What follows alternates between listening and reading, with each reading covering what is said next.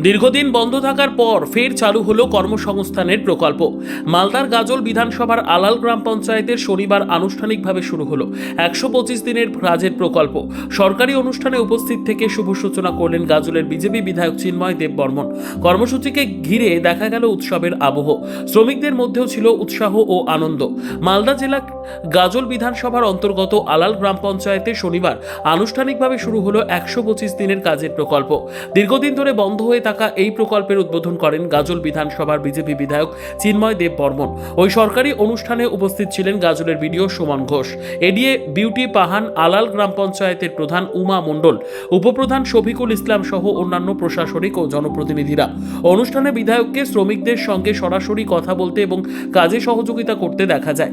জানা গেছে, আলাল এলাকার কালী মন্দির সংলগ্ন পুকুর সংস্কারের কাজ দীর্ঘদিন ধরে বন্ধ ছিল। বিধায়কের দাবি, অতীতে বিভিন্ন অনিয়ম ও দুর্নীতির কারণে কাজ বন্ধ হয়ে পড়েছিল। বর্তমানে রাজ্য সরকার পরিবর্তনের পর সেই কাজ পুনরায় চালু করা হয়েছে। এবার এই প্রকল্পের আওতায় 125 দিনের কাজের সুযোগ পাবেন স্থানীয় শ্রমিকরা।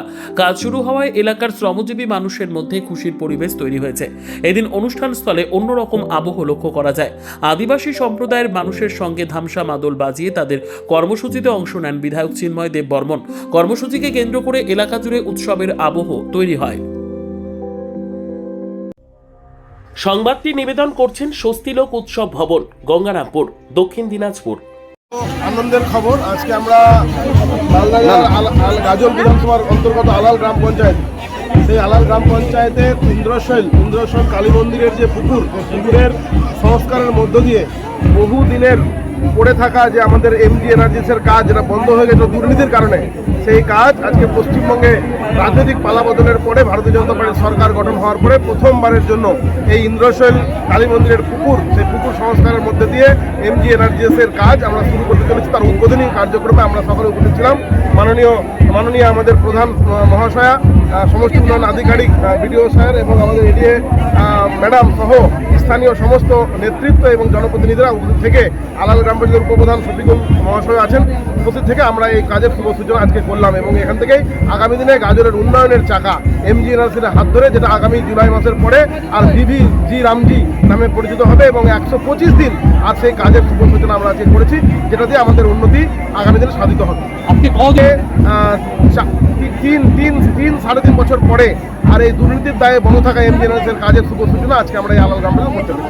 এখন আমাদের যা ধারণা, যদি আমরা 125 দিন আর আমরা এটা করতে পারি, তাহলে যে সমস্ত মানুষ তারা নিজেদের পরিবার ছেড়ে, বয়স্ক বাবা মাকে ছেড়ে, সংসার ছেড়ে তারা বাইরে যেত পরিযায়ী শ্রমিক হিসেবে, আশা করি এই পালা বদলের পর, রাজনৈতিক পালা বদলের পর সেই সমস্ত পরিযায়ী শ্রমিকদের আর নিজের পরিবার ছেড়ে বাইরে কাজ করতে যেতে হবে না।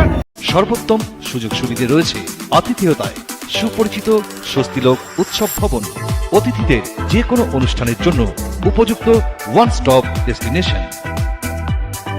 আমরা আপনার বিশেষ অনুষ্ঠানটিকে অবিস্মরণীয় করে তুলি।